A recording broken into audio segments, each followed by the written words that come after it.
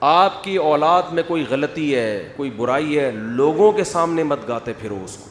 بچوں کو جب پتہ چلتا ہے نا میرا باپ میری برائی سب کے سامنے کرتا ہے, پھر بچے کو شیطان کو بہکانے کا موقع ملتا ہے. گھر کی بات کہاں رکھنی ہے, خاص طور پہ جو یہ شکایت باپ لوگوں کے, ہاں اپنے کوئی خاص قریبی لوگ ہوں جو عزت کی حفاظت کرتے ہیں ان سے مشورہ لینے کے لیے ٹھیک ہے, لیکن محلے میں اگر آپ گیت گاتے پھریں گے میرا بچہ میری نہیں مانتا, میرا بچہ میری اطاعت نہیں کرتا, میری یہ نہیں ہے وہ نہیں ہے, تو بچوں کو جب پتہ چلتا ہے تو وہ کہیں گے ابا نے ہمیں رسوا تو بہرحال کر ہی دیا ہے. تو شیطان کو موقع ملتا ہے, شیطان کہتا ہے کہ اب کیا فائدہ اطاعت کرنے کا, تیرے ابا نے تیری عزت کا جنازہ تو نکال ہی دیا ہے. سمجھتے ہو؟ ایک جرم یہ ہوتا ہے جس سے اولاد باغی بنتی ہے. دوسرا جرم یہ ہوتا ہے کہ اولاد میں فرق, یہ بھی بڑا ٹیکنیکل فالٹ ہے معاشرے میں. نعمان ابن بشیر رضی اللہ عنہ کی حدیث ہے, ایک صحابی نبی کے پاس آئے, یا رسول اللہ میں اپنے بیٹے کو غلام دینا چاہ رہا ہوں, اپنا یہ غلام اس کو دے رہا ہوں, ہبہ کر رہا ہوں, آپ اس پر گواہ رہیں. آپ نے فرمایا کتنے بیٹے ہیں؟ کہا 2. کہا دوسرے کو کیا دیا ہے؟ کہا دوسرے کو تو کچھ بھی نہیں. فرمایا لا اشہد علی جور, میں ظلم پہ علی جور, میں ظلم پہ گواہ نہیں بن سکتا. تو اس کو بھی پیغمبر صلی اللہ علیہ وسلم نے کیا قرار دیا؟ بولو ظلم. ماؤں کو بھی دیکھا ہے, ہم بھی اسی معاشرے میں پلے ہیں نا, بہت سی ماؤں کو دیکھا ہے اولاد میں فرق کرتی ہیں, بہت سے باپوں کو دیکھا ہے اولاد میں بولتے کیوں نہیں یار, بولنے پر پابندی لگی, اولاد میں فرق کر رہے ہوتے. ایک ایسا لاڈلا کہ وہ ہر غلطی بھی اس کی صحیح ہے, اور ایک سے ایسی نفرت ہوتی ہے کہ اس کا ہر صحیح کام بھی کیا ہے. جیسے JUI والے اگر عمران خان کوئی صحیح بھی کرے تو غلط, یہی کہیں گے نا, اور صحیح کرے اور غلط کرے تو وہ تو ویسے ہی غلط ہے. اور اگر مولانا فضل الرحمان کوئی اچھا کام کریں تو PTI والے کیا کہیں گے؟ سیاسی لوگ تو یہی کر رہے ہوتے ہیں نا, ہر اچھے کو بھی غلط, اور غلط تو ویسے ہی غلط جو ان کی نظر میں. یہی مسلم لیگ اور پیپلز پارٹی جو اپوزیشن میں ہوتا ہے نا, تو یہ جیسے سوتیلا پن سیاسی جماعتوں میں ہوتا ہے, یہی سوتیلا پن بعض دفعہ باپ اور بچوں میں ہو جاتا ہے کہ ایک بچے کے ہر الٹے کام کو صحیح قرار دینا, تو اس سے جو دوسرا بچہ ہے نا اس کے دل میں باپ کے خلاف نفرت کے جذبات پیدا ہوتے ہیں کہ میرا ابا, یہ ایسا لگتا ہے کہ صرف انہی کا ابا ہے اور میرا ابا نہیں ہے, یہ ایسا سلوک کر رہا ہے. مائیں بھی کرتی ہیں, مائیں زیادہ کر رہی ہوتی ہیں یہ کام. اور کس کی طرف جھکاؤ زیادہ ہوتا ہے؟ روکھڑا جو لے کر آ رہا ہے, معذرت کے ساتھ. اولاد میں جو بچہ روکھڑا لائے گا اس کے سارے گناہ اگلے پچھلے ماں باپ کی نظر میں معاف. جو بچہ کیا لے کر آ رہا ہے؟ بولو روکھڑا. اس کے صغیرہ کبیرہ سرن و علانیتن, جو اس نے چھپ کے کیے, جو اس نے کھلے عام کیے, وہ گناہ جن کا حقوق اللہ سے تعلق ہے, وہ گناہ جن کا حقوق العباد سے تعلق ہے, تمام کے تمام گناہ والدین کی نظر میں کیا ہو گئے؟ معاف. کیونکہ یہ کیا دے رہا ہے؟ روکھڑا. دوسرا, اگر وہ اپنی سستی سے نہیں دے رہا تو پھر تو بات سمجھ میں آتی ہے, لیکن رزق کے خزانے کس کے ہاتھ میں ہے بھائی؟ اللہ کے. بعض دفعہ روزگار نہیں مل رہا اس کو, اس کی وہ آمدن نہیں ہے, وہ نہیں دے سکتا اتنے, تو اس کے ساتھ سوتیلا پن. بعض دفعہ بیٹوں کی طرف جھکاؤ زیادہ, بیٹیوں کو لفٹ ہی نہیں کرا رہے ہوتے, یہ باپ یہ کام کر رہا ہوتا ہے. زندگی میں سارا کچھ بیٹوں کو دے کے چلا جاتا ہے, بیٹیوں کو بالکل محروم کہ ان کو کیا ضرورت ہے. وہ تو بیٹیاں پھر بھی بیٹیاں ہوتی ہیں, ابا کے بعد پھر بھی مغفرت کی دعا کر رہی ہوتی ہیں. بیٹے کے ساتھ یہ کرو نا, وہ نہیں کرے گا, وہ کہے گا ابا نے تو ظلم کیا میرے اوپر. جب آپ زندگی میں وراثت تقسیم کریں تو اس میں بھی اصل اصول یہ کہ کیا کرنا ہے؟ بولو.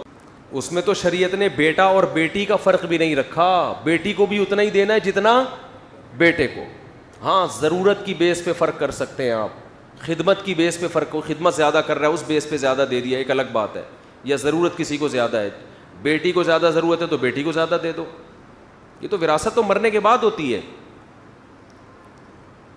تو والدین اپنی ذمہ داری پوری کر رہے ہوں, شوہر زوجہ کو عزت دے رہا ہو, آئیے بیٹھیے کھائیے جائیے, اس طرح سے تمیز سے بات کر رہا ہو, اس کے بعد بھی میرے بھائی اگر وہ آپ کے ماں باپ کو گالیاں دیتی ہے, آپ کی ماں سے بدسلوکی کرتی ہے, اس طرح آپ کے بیسک حقوق بھی ادا نہیں کرتی, تو پھر آنکھیں دکھانا, بولو نا بھائی, بنتا ہے.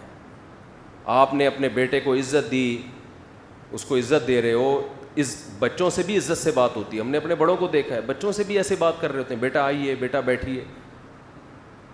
اور جو تمیز نہ ہو تو پھر باپ ایسے بات کر رہا ہوتا ہے, بھائی گدھے کدھر سے آ رہا ہے, اس طرح گدھے سے کیا شروع ہوتی ہے, بات شروع.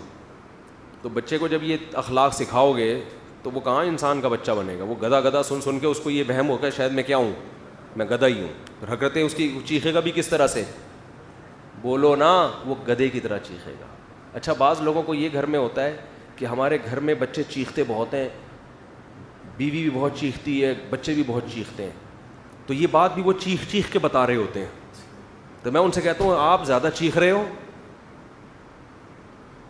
دیکھو گھر میں بتانا نہیں پڑتا کہ یہ ماحول چاہتا ہوں, بنانا پڑتا ہے وہ ماحول. اگر آپ چاہتے ہو آپ کے گھر میں گالی گلوچ نہ ہو, چیخو پکار نہ ہو, تو سب سے پہلے اپنے آپ کو آپ اپنی آواز پہ کنٹرول کرو. جب کسی کو سمجھاؤ آرام سے.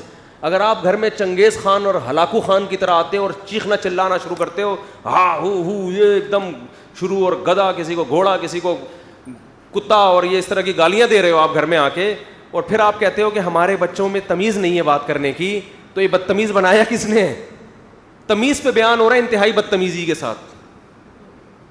یعنی یہ گھر میں سیٹ اپ چل رہا ہے. بچوں کو چپ رہنے کی تلقین کی جا رہی ہے, چیخ کر. تبھی آپ نے دیکھا کیسے کہتے ہیں شٹ اپ, کہتے ہیں نا, چپ ہو جاؤ کہتے ہیں نا, تو یہ آہستہ سے کہتے ہیں زور سے کہتے ہیں؟ اتنی زور سے کہہ رہے ہوتے ہیں کہ آگے سے جواب آتا ہے میں نہیں چپوں گا. اس لیے کہ جب آپ چیخ لیے, یہ بالکل ایسا ہی ہے کہ جیسے 3 آدمی نماز پڑھ رہے تھے, تو ایک نے باہر سے آنے والے بندے نے سلام کیا, اس نے نماز میں کہا وعلیکم السلام, تو ساتھ والے نے کہا بھائی بولنے سے نماز ٹوٹ جاتی ہے. وہ نماز پڑھتے ہوئے اس کو مسئلہ سمجھا رہے ہیں, بولنے سے نماز ٹوٹ جاتی. ابے تو بھی تو بولا ہے. تو ساتھ والے نے بولا کہ تو بھی تو بول رہا ہے. تو اس کے ساتھ ایک اور کھڑا ہوا تھا, وہ کہنے لگا شکر ہے میں نہیں بولا, شکر ہے. تو چاروں کی ٹوٹ گئی نا نماز. تو جب آپ نے گھر میں چیخ چلا کے گالی گلوچ والا لب و لہجہ اختیار کر کے بیگم کو ایک بات سمجھا رہے ہو, تو ماحول آپ گھر کا خود خراب کر رہے ہو, سمجھتے نہیں ہو بات کو. پھر آپ یہ توقع رکھو کہ ہماری بیگم خاموشی کے فضائل پر ہمارا بیان سنے گی, وہ نہیں سنے گی. میری والی نہیں سنتی, آپ کی والی کہاں سنے گی؟ وہ نہیں سنے گی. وہ آپ سے چیخنا سیکھے گی کہ اس گھر کا اسٹائل ہی یہی ہے, یہاں جب بھی کوئی بات کرتا ہے تو گلا پھاڑ کے بات کرتا ہے, اسٹائل یہی ہے. تو جن گھروں میں خاموشی کا ماحول ہے, وہاں جو عورتیں رخصت ہو کے جاتی ہیں وہ آہستہ آہستہ خود کیا ہو جاتی ہیں, خاموش. وہ کہتی ہیں بھائی یہاں تو کوئی بات ہی, آرام سے کرتے ہیں, سب عزت دیتے ہیں ایک دوسرے کو. وہاں بچے بھی کیا ہوتے ہیں, خاموش, بات کریں گے آرام سے. تو یہ بھی ہمارے مذہب کا حکم ہے, یہ خاموشی جو ہے, خاموشی سے مراد آرام سے بات. قرآن نے کیا کہا کہ وَغْضُضْ مِن صَوْتِكَ, اپنی آوازوں کو پس رکھو, اِنَّ أَنْكَرَ الْأَصْوَاتِ لَصَوْتُ الْحَمِيرِ. قرآن کہہ رہے سب سے بری آواز کس کی ہے, گدھے کی آواز. گدھے کی بات غلط نہیں ہوتی, اسٹائل غلط ہوتا ہے. گدھا بھی وہی بات کر رہا ہوتا ہے جو گھوڑا کر رہا ہے, جو کتا کر رہا ہے, جو بلی کر رہی ہے. بلی میاؤں میاؤں کر کے بتاتی ہے بھوک لگ رہی ہے مجھے, کتا بھو بھو کر کے بتاتا ہے مجھے بھوک لگ رہی ہے, گھوڑا کسی اور اسٹائل میں بتاتا ہے. وہی بات گدھا بھی کر رہا ہوتا ہے, بھائی مجھے بھوک لگ رہی ہے. لیکن جب کرتا ہے آدمی کہتا ہے تو میرے پراٹھے بھی کھا لے, مگر تھوڑی دیر کے لیے خاموش ہو جاتا ہے, خاموش ہو. چیختا بہت ہے نا. تو کبھی کبھی انسان کنٹرول سے باہر ہوتا ہے, چیختا ہے. یہ صحابہ کے دور میں بھی ہوا ہے, لڑائی ہوئی تو آوازیں بلند ہو گئیں. کبھی کبھار تو ٹھیک ہے, نارملی جب گھر میں بعض لوگوں کو دیکھا ہے بات نہیں کرتے. اچھا دوستوں کے ساتھ بیٹھے ہوئے ہنسی مذاق, ہاں ہاں ہو, گھر میں جاتا ہی ایک دم اسٹائل چینج ہو جاتا ہے. بہت لوگ ایسے ہم نے بھی دیکھے ہیں, دوستوں کے ساتھ بیٹھیں گے, ہاں ہو ہی گپ شپ ہو رہی ہے اور لطیفے بھی چل رہے ہیں, گھر میں جیسے ہی گئے ایک دم کیا ہو گئے, ایک دم ایسا چہرہ بن جاتا ہے جیسے بہت ہی کوئی